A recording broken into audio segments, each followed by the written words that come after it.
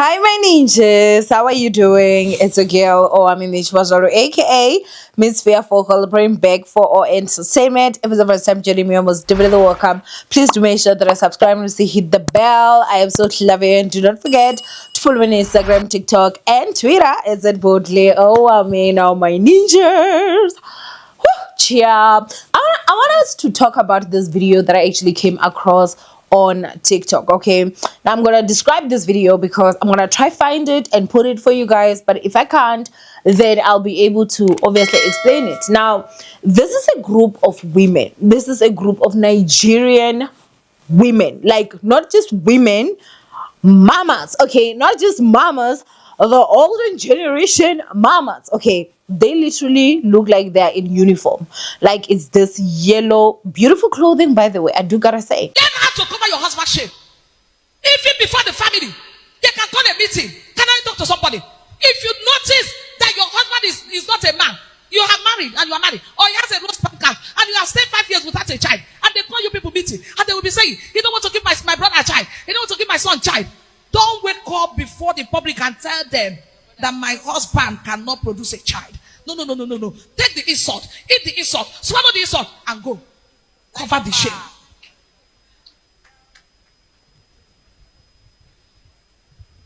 I don't know what I'm teaching. You are teaching man. You don't expose this man.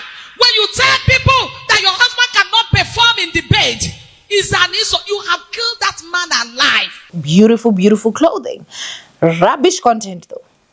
And that's my opinion. Okay.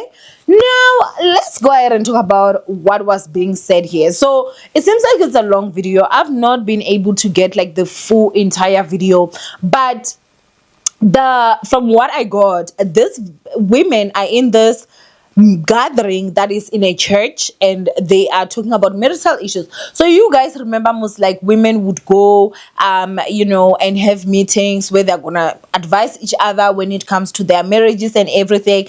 And so much, literally me watching that video, so much started to make sense on why our mothers, our grandmothers, our old aunties are the way that they are towards men. Shbubu. I literally had to comment rubbish, like, because I could not even believe it. I could not even believe it. Like, I was sitting there like, oh my gosh, like, wait a minute, what? Do you know, like, when you're watching a video, it's like an accident.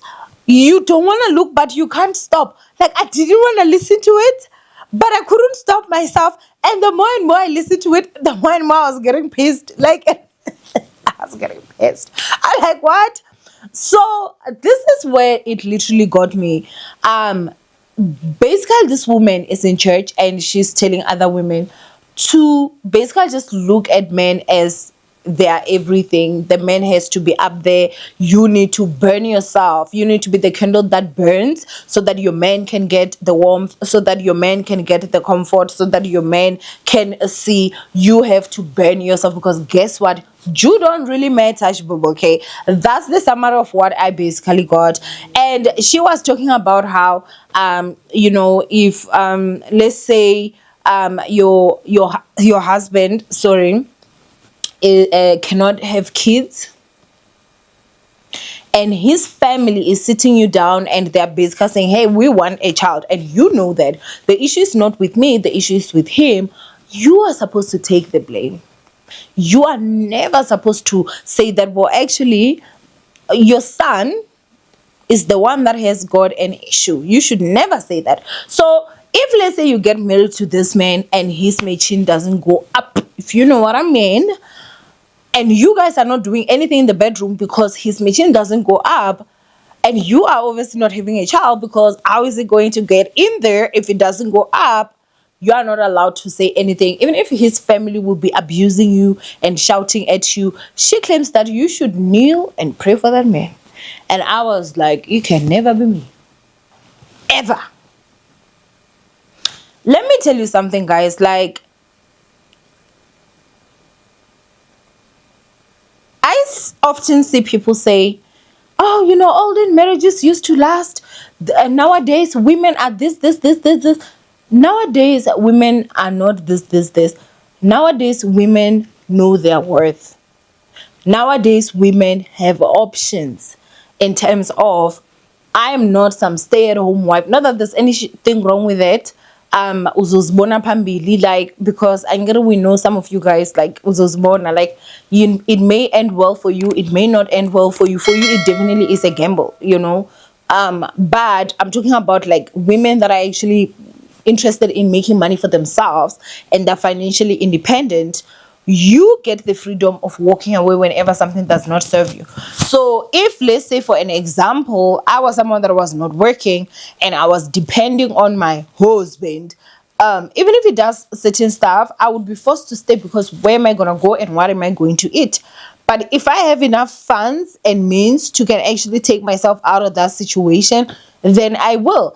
Unlike our mothers and our grandmothers who really didn't have an option.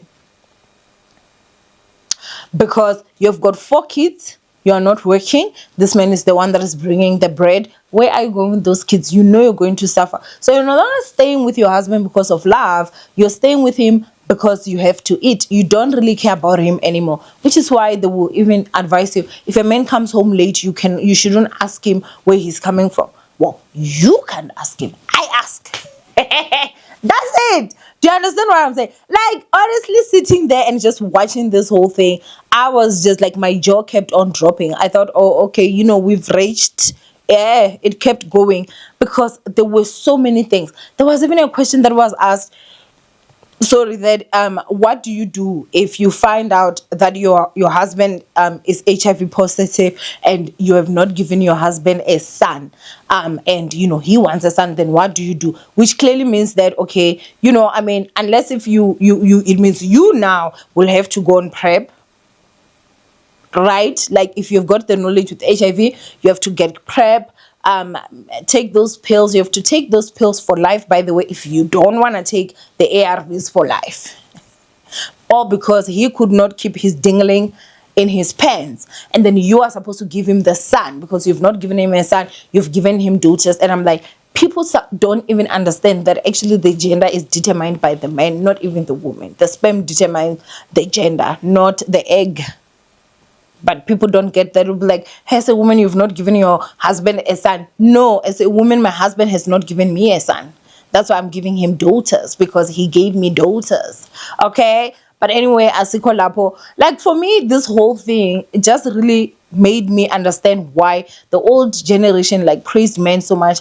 A man is not your God. Like, I'm just gonna be honest with you. A man is not supposed to be your God. Like, only, I feel like a good man that would be a good husband to you, that man, of course, like, deserves the respect and everything. But I feel like now it's like that situation where, especially like the older women, the glorified rubbish, absolute rubbish. Like, you know that his concubine is there, he's from his concubine, he came home in the morning at 6 a.m. You are not supposed to ask. Or he went the whole weekend, he's coming back Monday or Tuesday morning, after he even woke up, wherever he woke up and went to work, he's coming back home to you at Tuesday or Tuesday afternoon. You are supposed to just, you know, take his clothes, wash them, make food for him, this and this. That can never ever be me.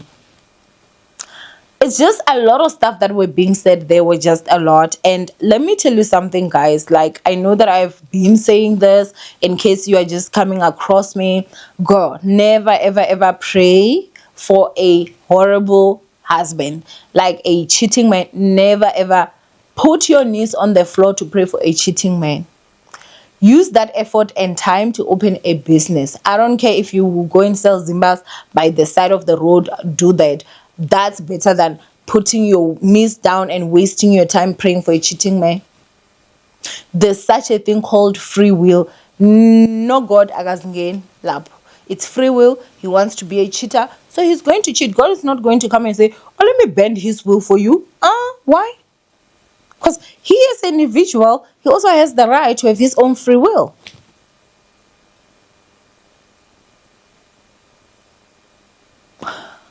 Know this and know that, and avoid stress.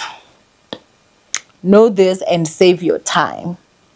Rather use that time to start a business, Rather use that time to go cheat yourself if you want to. Rather use that time to do anything. You like go out. Pray for yourself, not him. Pray for you, pray for your kids if you have them, pray for your businesses if you're starting, pray for your promotion if you're working. Like anything. Not a cheating man. You're wasting your time.